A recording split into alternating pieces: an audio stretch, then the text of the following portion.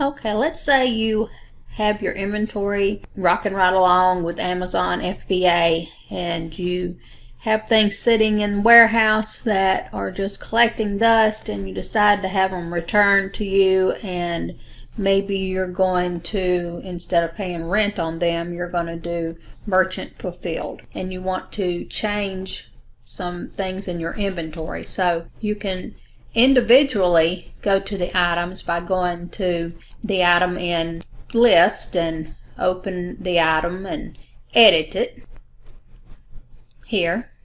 So you could go in and say cost of sales. I'm going to make it now merchant fulfilled. I'm going to go over to the sales. Instead of being FBA, I'm going to make it merchant fulfilled, and then I'm going to go over to the inventory assets. So I'm matching all three of these accounts.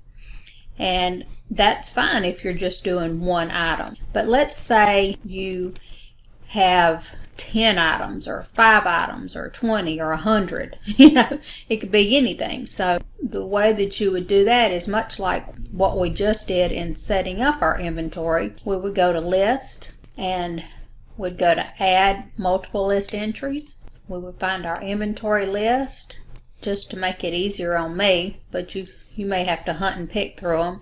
I'm going to say the top 3 or 4 of them I'm going to change to merchandise fulfilled. So I would just come in here and hit merchant fulfilled, get my drop down here, pick merchant fulfilled, get my drop down here.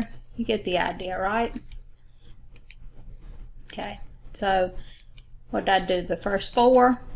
So that's the cost to sell. So I'd need to do the income account the same way, because you want all your inventory, all your accounting to be coming in and out of the correct accounts.